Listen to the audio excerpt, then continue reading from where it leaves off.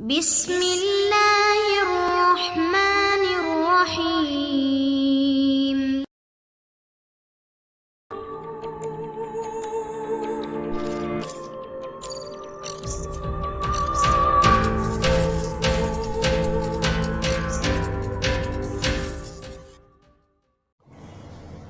अस्सलाम वालेकुम दोस्तों। Imran series novel black face by Mazhar Kaleem MA। अगर आपने अभी तक हमारे चैनल जासूसी दुनिया को सब्सक्राइब नहीं किया तो सब्सक्राइब करें और बेल आइकन पर क्लिक कीजिए। इमरान के सारे साथी वापस आ चुके थे। जंगल में अब इस वक्त बेहोश टिमोथी के और कोई इंसान ज़िंदा ना बच सका था और तकरीबन सारी मशीनरी भी तबाह कर दी गई थी। वो इस वक्त बेहोश पड़े हुए टिमोथी से कुछ फासले पर झाड़ी में छुपे हुए थे और फासला इस कदर था कि वो ना सिर्फ टिमोथी को देख सकते थे बल्कि इसकी आवाज़ भी सुन सकते थे। लेकिन टिमोथी इसी तरह बेहोश था। आपके जहन में क्या आइडिया है इमरान साहब? मैं इस अड्डे या लेबॉर्ट्री का कोई ना कोई रास्ता खुलवाना चाहता हूँ या अंदर से किसी को बाहर बुलवाना चाहता हूँ। टिमोथी होश में आने के बाद जाहिर है ट्रांसमीटर पर एंथोनी को कॉल करेगा, फिर शायद सूरत हाल सामने आ जाए। इमरान ने कहा और फिर इससे पहले कि इनके दरमियान मज़ीद बातचीत होती, अचानक इन्होंने टिमोथी की कराह की आवाज़ सुनी और चंद लम्हे बाद टिमोथी उठकर बैठ गया। इसने हैरत से इधर उधर देखा, फिर उठकर खड़ा हो गया। इसने अपने आप को देखा और फिर इसने जेब में हाथ डाला तो बेख्तियार चौंक पड़ा। इसने जेब में हाथ डालकर ट्रांसमीटर निकाला और एक बार फिर इसने नज़रें इधर उधर घुमाईं। इसका अंदाज़ ऐसा था जैसे वह इमरान और इसके साथियों की मौजूदगी को चेक कर रहा हो। फिर इसने इसका बटन ऑन कर दिया और इसके बाद इसके और एंथोनी के दरमियान गुफ्तगू का आगाज़ हो गया। इमरान और इसके साथी झाड़ियों में मौजूद थे। फिर टिमोथी और ट्रांसमीटर से निकलने वाली एंथोनी की आवाज़ें सुन रहे थे। गुफ्तगू ख़त्म होने के बाद टिमोथी ने दोबारा फ्रीक्वेंसी डायल की और फिर इसने जैसे ही बटन दबाया एक खौफनाक और कान फाड़ देने वाला धमाका हुआ और जंगल इसकी धमाके के साथ साथ टिमोथी के हलक से निकलने वाली करबनाक चीख से गूंज उठा। इसका जिस्म कई टुकड़ों में तब्दील हो चुका था। ओह वेरी बैड, मुझे ये ख्याल ही ना था कि इस छोटे से ट्रांसमीटर के साथ इस कदर खौफनाक बम भी मौजूद होगा। इमरान ने एक सांस लेते हुए कहा और फिर वो सभी उठकर खड़े हो गए। अब इनका छुपना बेकार था। इसका मतलब है कि ये एंथोनी खासा ज़हीन आदमी है। हाँ, बहरहाल मुझसे तो ज़्यादा ही ज़हीन है, ये बात तय है। इमरान ने जवाब दिया तो सब बेख्तियार मुस्कुरा दिए। अब मेरा ख़्याल है कि जंगल में दरिंदों का शिकार खेला जाए ताकि तफरी तो रहे और तो कोई काम नहीं रहा। दरिंदों से ज़्यादा दिलचस्प इंसानों का शिकार होता है चौहान, ख़ास तौर पर इन इंसानों का जो अपने आप को जहानत के मर्ज़ में मुब्तला समझते हैं। इमरान ने मुस्कुराते हुए कहा, लेकिन ज़हीन या अहमक जो भी आप समझ लें, अब इस जंगल में इंसान तो हम ही रह गए हैं। चौहान ने मुस्कुराते हुए जवाब दिया, इमरान साहब हमारे पास इंतहाई ताकतवर बम मौजूद हैं, क्यों ना अड्डे के बंद दरवाजे को खोलने की कोशिश करें। मुझे अब अड्डे से ज़्यादा इस लेबॉर्ट्री से दिलचस्पी पैदा हो गई है। अब इस मादनियाती रिपोर्ट की भी इतनी अहमियत नहीं रही। वो रिपोर्ट ना भी मिली तब भी कोई क़यामत ना टूट पड़ेगी। क्या अगर इस लेबॉर्ट्री को तबाह ना किया गया तो फिर वाकई क़यामत टूट पड़ेगी? इमरान ने कहा, ठीक है, आपकी बात दुरुस्त है, लेकिन आपके जहन में अब क्या प्रोग्राम है? ये जंगल साफ़ हो चुका है, इसलिए अब हम शाज़ली पट्टी पर जाएंगे और जहाँ से क्रेन के ज़रिए से साइंसी फुजला बाहर निकाला जाता है वहाँ जाकर इस जगह को बम से उड़ा देंगे। इस तरह और रास्ता खुल जाएगा। इमरान ने कहा और इसने सवाकी सब ने इस बात में सर हिला दिए और फिर वो सब शाज़ली पट्टी की तरफ रवाना हो गए। इमरान ने जेब से नक्शा निकाल कर खोल लिया था और फिर इसमें मौजूद मखसूस निशानात की मदद से वो आगे बढ़ते चले गए। फिर तकरीबन 2 घंटे के सफ़र के बाद वो शाज़ली पट्टी के करीब इस रास्ते में पहुँचे जहाँ 3-4 जगह पर इन्हें दरिंदों का ख़ात्मा भी करना पड़ा था। जोसेफ की मौजूदगी की वजह से इन्हें किसी मसाइल का सामना न था। अभी इमरान शाज़ली पट्टी से कुछ फासले पर ही था कि इन्हें दूर से ऐसी आवाज़ें सुनाई दी जैसे मिसाइल फायर किए जा रहे हों। ओह जल्दी करो, गैस मास्क पहन लो, जल्दी करो, इमरान ने कहा तो जोसेफ और जोआना ने बिजली की सी तेज़ी से अपनी पुश्त पर लदे हुए बड़े बड़े थैले निकाले और इन्हें खोलकर इनमें से गैस मास्क निकालने लगे। लेकिन इससे पहले कि वो गैस मास्क पहनते एक एक करके वो लरसते हुए नीचे गिरे और साकत हो गए। इमरान ने गो साथियों को गैस मास्क का कहकर खुद हिफ्ज़ मा तक़द्दम के तौर पर सांस रोक लिया था, क्योंकि वो मिसाइलों की मखसूस आवाज़ से ही समझ गया था कि ये गैस मिसाइल हैं, तबाह करने वाले मिसाइल नहीं हैं। ये गैस मिसाइल लामहला बेहोश कर देने वाली या हलाक कर देने वाली गैस के ही हो सकते थे। इसलिए इसने अपने साथियों को गैस मास्क पहनने का कहा था। लेकिन ये गैस जब फायर की गई थी वो इस कदर ज़ूद असर और वसीउल असर थी कि गैस मास्क पहनने से पहले ही इसके असरात इन तक पहुंच गए और इमरान के सारे साथी एक एक करके बेहोश होकर गिर गए। गो इमरान ने सांस रोक कर रखा था, लेकिन इसके बावजूद इसके जहन पर भी बेहोशी के असरात झपट्टे मारे जा रहे थे। इमरान ने अपने आप को बेहोश में रखने की जद्दोजहद जारी रखी। इसे मालूम था कि बेहोश कर देने वाली गैस जिस कदर ज़ूद असर होती है, इतनी ही जल्द इसके असरात हवा में शामिल होकर ख़त्म हो जाते हैं। फिर खुली हवा में जो गैस फायर की जाती है वो तो ख़ास तौर पर जल्द ही ख़त्म हो जाती है।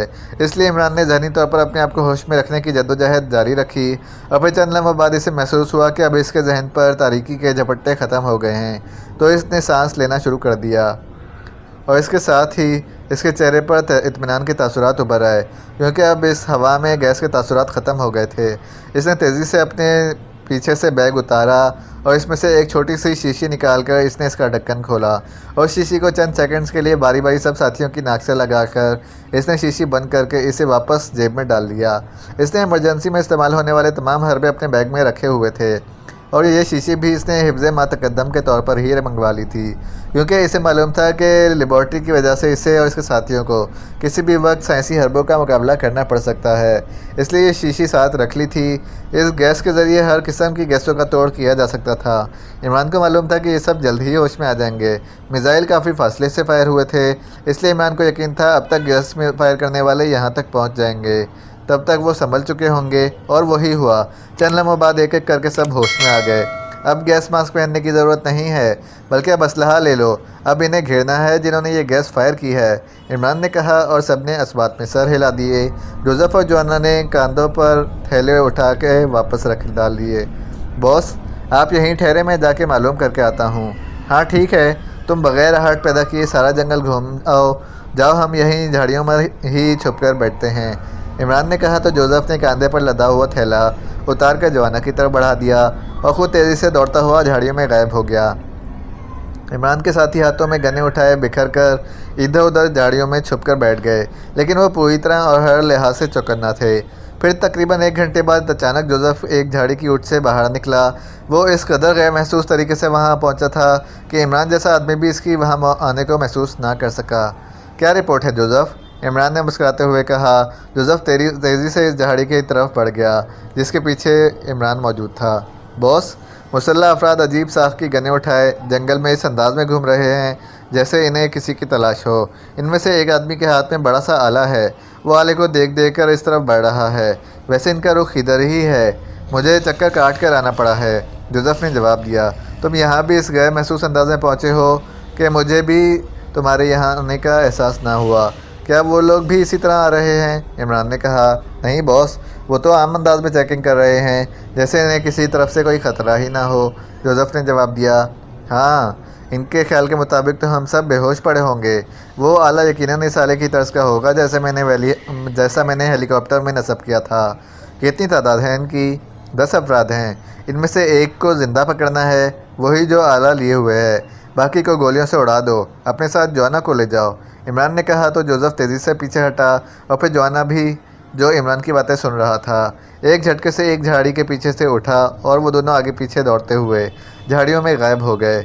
इसी लम्हे सिद्दीकी एक झाड़ियों के पीछे से निकलकर इमरान के करीब आ गया। इन आदमियों के बाहर आने का मतलब है कि कोई रास्ता खोला गया है। हाँ, वो यकीनन यहाँ से करीब ही होगा, इमरान ने जवाब दिया और सिद्दीकी ने इस बात में सर हिला दिया। थोड़ी देर बाद दूर से फायरिंग और इंसानी चीखों की आवाज़ें सुनाई दी और इमरान उठकर खड़ा हो गया, क्योंकि वो समझ गया था कि जोसेफ और जोआना दोनों ने शिकार खेलना शुरू कर दिया है, इसलिए अब मज़ीद छुपने की ज़रूरत ना रही थी। फिर थोड़ी देर बाद जोसेफ और जोआना वापस आते हुए दिखाई दिए।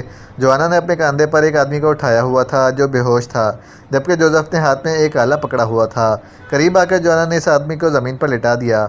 ये आला है बॉस, ये वही है, बहरहाल इसे रख लो, काम आएगा। और जोआना, इस आदमी की तलाशी लो, इमरान ने कहा। तो जोआना ने झुककर इसकी जेबों की तलाशी लेनी शुरू कर दी और चंद लम्हों बाद ही इसकी जेब से एक जदीद साख का ट्रांसमीटर और मशीन पिस्टल बरामद कर लिया। अब इसे होश में ले आओ, कहीं इसमें भी बम ना हो। इमरान साहब, मैंने चेक कर लिया है, इसमें ऐसी कोई चीज़ नहीं है, इमरान ने कहा और ट्रांसमीटर अपनी जेब में डाल दिया। जोआना ने इस आदमी का नाक और मुँह दोनों हाथों से बंद कर दिया था। चंद लम्हों बाद जब इसके जिस्म में हैरत के तासुरात हरकत के तासुरात उभरे तो जोआना ने हाथ हटाए और सीधा खड़ा हो गया। थोड़ी देर बाद इस आदमी ने कराहते हुए आंखें खोल दी। तुम कौन हो? क्या नाम है तुम्हारा? मेरा नाम स्मिथ है। तुम और तुम्हारे साथी किस वजह से बाहर आए हैं? मुझे नहीं मालूम। जोना, इसे बताओ कि जवाब ना देने का क्या नतीजा निकल सकता है। इमरान ने गुर्राते हुए कहा तो जोना ने झपट कर एक हाथ से स्मिथ की गर्दन पकड़ी और इसे हवा में इस तरह उठा लिया जैसे बच्चा किसी बच्चे को उठाते हैं। इसके साथ ही इसका दूसरा बाजू घुमा और वो हिस्सा स्मिथ के हलक से निकलने वाली करबनाक चीख से गूंज उठा। इसका गाल, जिस पर जोना का थप्पड़ पड़ा था, फट गया था। मुँह से कई दांत बाहर निकलकर घास पर गिर गए थे।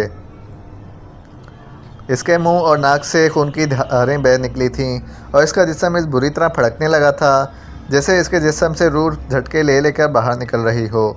यह सिर्फ नमूना है, समझे? इमरान ने गुर्राते हुए कहा। इसके इशारे पर जोना ने स्मिथ को वापस ज़मीन पर खड़ा कर दिया और इसकी गर्दन से हाथ हटा दिया। स्मिथ अब बुरी तरह करा रहा था और साथ ही वो खून भी थूक रहा था। इसकी हालत वाकई एक ही तरह वो थप्पड़ से बहुत ज़्यादा खस्ता हो गई थी। बोलो, तुम किस वजह से आए हो? मागोरा। हम मागोरा वे से बाहर आए हैं। तुम कहाँ रहते हो, हेडक्वार्टर में या लेबॉर्ट्री में? हम हेडक्वार्टर में रहते हैं, वहाँ की सिक्योरिटी से हैं, स्मिथ ने जवाब दिया। लेबॉर्ट्री का रास्ता कहाँ से जाता है? हेडक्वार्टर के अंदर से, स्मिथ ने जवाब दिया। और फिर वो इमरान मुसलसल इससे सवालात करता रहा और एक ही थप्पड़ खाकर स्मिथ सीधा हो गया था। वो इस तरह रिपोर्ट बता रहा था जैसे अपने बॉस को रिपोर्ट दे रहा हो। जोना, इसे ऑफ़ कर दो, इमरान ने कहा तो जोना का हाथ घूमा और खड़ी हथेली का वार स्मिथ की गर्दन पर पड़ा और स्मिथ चीखता हुआ उछलकर कई फुट दूर जा गिरा और इसका जिस्म चंद लम्हों के लिए तड़पा और फिर साकत हो गया। वो ख़त्म हो चुका था। इसी लम्हे इमरान की जेब में मौजूद ट्रांसमीटर से कॉल आना शुरू हो गई। Hello hello, Anthony calling, over. Transmitter on होते ही एंथोनी की आवाज़ सुनाई दी, जो कि इमरान पहले टिमोथी के साथ इसकी बातचीत सुन भी चुका था और इससे खुद भी टिमोथी के लहजे में बात कर सकता था। इसलिए न सिर्फ वो इसकी आवाज़ भी पहचानता था बल्कि इसे यह भी मालूम हो गया था कि ब्लैक फेस के हेडक्वार्टर में आवाज़ को चेक करने वाला कंप्यूटर भी मौजूद नहीं है, वरना पहले भी एंथोनी इसकी आवाज़ पहचान लेता। यस, स्मिथ बोल रहा हूँ बॉस, ओवर। इमरान ने स्मिथ की आवाज़ में कहा। ओह, तुम स्मिथ नहीं हो। कौन हो तुम? क्या तुम इमरान बोल रहे हो? ओवर। चंद लम्हों की खामोशी के बाद एंथोनी ने कहा तो इमरान बेख्तियार चौंक पड़ा। इसके चेहरे पर हैरत के तासुरात उभर आए थे। नहीं बॉस, मैं स्मिथ बोल रहा हूँ, ओवर, इमरान ने कहा। गलत बयानी की ज़रूरत नहीं है। कंप्यूटर के साथ ट्रांसमीटर कॉल मुंसलिक है और कंप्यूटर को धोखा नहीं दिया जा सकता। ओके मिस्टर एंथोनी, मैं वाकई अली इमरान बोल रहा हूँ, ओवर। इस बार इमरान ने असल आवाज़ में कहा। इसका मतलब है कि तुमने स्मिथ और इसके साथियों को ख़त्म कर दिया है, ओवर, एंथोनी ने कहा। जाहिर है इन हालात में यह बात पूछने की है। एंथोनी, मैं तो यहाँ अपने साथियों के सामने तुम्हारी जहानत के कसीदे पढ़ता जा रहा हूँ, लेकिन तुमने अब अहमकाना बातें शुरू कर दी हैं, ओवर। इस हुस्न ज़न का शुक्रिया अली इमरान, लेकिन क्या तुम बता सकोगे कि बेहोश क्यों नहीं हुए? क्या तुमने पहले से गैस मास्क लगा रखे थे? नहीं, हम मिज़ाइल फायर होने वाले स्पॉट से काफ़ी दूर थे। मिज़ाइलों की मखसूस आवाज़ सुनते ही मैं समझ गया कि ये किस टाइप के मिज़ाइल हैं और किस मकसद के लिए फ़ायर किए जा रहे हैं, इसलिए हमने सांस रोक लिए थे, ओवर, इमरान ने जवाब दिया। ठीक है, लेकिन ये बात मैं तुम्हें बहरहाल बता दूं कि ब्लैक फेस से ना टकरा सकते हो, ना इससे बचकर वापस जा सकते हो। तुम्हारी मौत बहरहाल इस जंगल में ही आएगी। तुम कब तक मेरे हरबों से बचते रहोगे, ओवर, एंथोनी ने कहा। इत्तला का बेहद शुक्रिया। ये जंगल वाकई बेहद खूबसूरत है और मरने के लिए वाकई आइडियल जगह है, इसलिए मुझे और मेरे साथियों को यहाँ मरने पर हरगिज़ कोई एतराज़ नहीं है। ठीक है, फिर तैयार हो जाओ, ओवर, एंथोनी ने कहा। तो हम तैयार हैं मिस्टर एंथोनी, लेकिन शायद फिर यह मौका ना मिल सके। मेरा ख्याल है कि तुमसे चंद बातें हो जाएं। मैं यहाँ मादनी रिपोर्ट की वजह से आया था जो तुमने एक्रीमिया से चुराई थी, और यहाँ आकर जब मुझे मालूम हुआ कि ब्लैक फेस की लेबॉर्ट्री में कॉस्मिक रेज मिसाइल तैयार हो रहा है, तो अब मेरा पहला टारगेट लेबॉर्ट्री बन गई है। मुझे मालूम है कि तुम नंबर 2 हो और ब्लैक फेस का चीफ लॉर्ड पेरन हेडक्वार्टर में मौजूद है, इसलिए मैं तुम्हें एक ऑफ़र करता हूँ। तुम चाहो तो इस पर गौर कर सकते हो। कैसी ऑफ़र, ओवर, एंथोनी ने कहा। मादनियाती रिपोर्ट का ताल्लुक बराह रास्त पाकेशिया से है, जबकि मिसाइल लेबॉर्ट्री से ख़तरा पूरी दुनिया को है, सिर्फ पाकेशिया को नहीं। इसलिए अगर तुम चाहो तो मादनियाती रिपोर्ट मेरे हवाले कर दो, मैं वापस चला जाऊंगा। अलबत्ता मैं अक़वाम मुत्तहिदा को इस लेबॉर्ट्री के बारे में इत्तला ज़रूर दे दूंगा। अब ये ज़िम्मेदारी अक़वाम मुत्तहिदा की है कि वो पूरी दुनिया के तहफ़्फ़ुज़ के लिए इस लेबॉर्ट्री के ख़िलाफ़ काम करे। लेकिन अगर तुमने ये ऑफ़र कबूल ना की तो फिर मैं बराह रास्त लेबॉर्ट्री के ख़िलाफ़ काम करूँगा और लेबॉर्ट्री के साथ साथ हेडक्वार्टर भी ख़त्म हो जाएगा।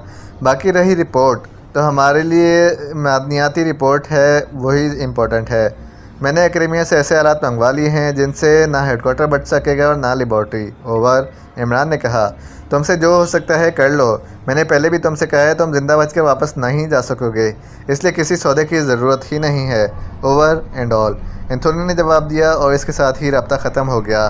तो इमरान ने ट्रांसमीटर ऑफ कर दिया और इसे वापस जेब में डाल लिया। यह आदमी आसानी से हाथ आता हुआ दिखाई नहीं देता। हाँ, खासा तेज़ आदमी है। मैंने दाना डालने के लिए बात कर दी थी, लेकिन इसने दाना चुगा नहीं है। बहरहाल कोई बात नहीं। इस स्मिथ के ज़रिए मुझे मागोरा वे के तमाम हिफाजती इंतज़ामात का इल्म हो गया है। अब इस वे पर कार्रवाई की जा सकती है, इमरान ने कहा, और सब ने असबात में सर हिला दिए।